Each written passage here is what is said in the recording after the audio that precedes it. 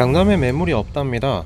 놀라운 일입니다. 우리나라에 수십억대 아파트를 현금 들고 줄 서서 살 정도로 부자가 많았나 보죠. 물론 현금 부자도 많은데 현금이 부족해도 어떻게 잘 들어가는 모양입니다. 대출 규제가 무시무시한데 어떻게 들어가는 걸까요? 한번 알아봤습니다. 아름아름으로 활용되다가 최근에 매스컴의 주목을 받은 방식이 있죠. 파는 사람한테 돈을 빌려 집을 사는, 다시 말해 매도자와 매수자 간의 근저당을 설정하는 방법입니다. 일종의 할부 거래라고 봐도 되지 않을까 싶어요. 이게 바로 문제의 그 거래입니다. 지난 4월 5일에 압구정 현대아파트 11층 전용 245제곱미터 매물이 80억 원에 팔렸죠. 같은 타입이 지난해 10월에 67억에 팔려서 자전거래 아니냐는 얘기도 돌았는데, 지난해 말에 52억에 팔렸던 전용 196제곱미터 타입이 올해 4월에는 62억 8천만 원에 거래된 걸 보면 많이 오르긴 한 것 같습니다.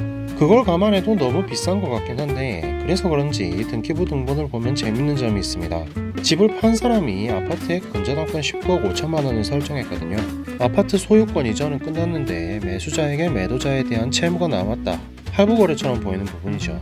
통상 근저당은 120%를 설정하니 채무는 약 16억 2,500만 원 정도라고 보면 되겠죠.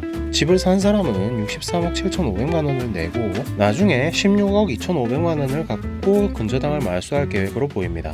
이 거래는 워낙 매매가액도 크고 모르는 사람끼리 근저당을 설정하는 형태도 특이해서 서울시도 이상거래가 아닌가 의심하고 있다고 하네요. 어쨌든 집을 구입한 사람은 부족한 자금을 융통할 시간을 벌고, 판 사람은 곧 있을 종부세 과세를 피했으니 판 사람이나 산 사람이나 윈윈이 아닌가 싶습니다. 담보도 든든한 압구정 현대아파트고요. 물론 집값이 좀처럼 꺼지지 않는 불패 강남인이 가능한 방법이긴 하죠. 신축 아파트도 대출 규제 우회 방법이 있습니다.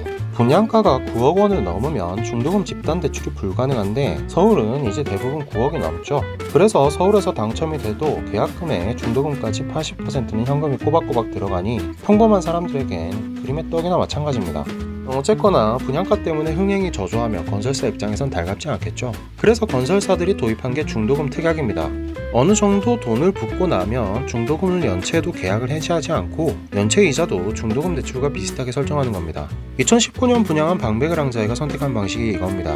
방배그랑자이는 모든 타입이 10억을 넘어서 중도금 대출이 안 됐는데요. 중도금 6회차 중에 3회차까지만 잘 납부하면 이후에 연체를 해도 되고, 연체 이율도 5%로 설정했습니다. 시중 중도금 집단 대출 금리가 4.2%였으니 실질적으로는 중도금 대출을 해준 거나 마찬가지입니다.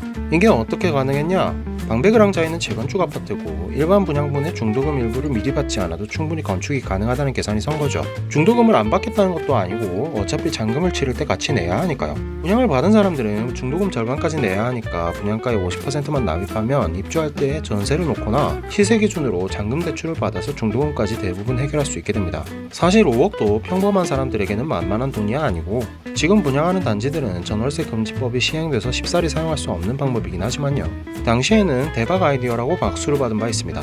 오늘은 어느 정도의 현금을 진 부자들이 어떻게 대출 규제를 우회해서 강남에 들어가는지를 알아봤습니다.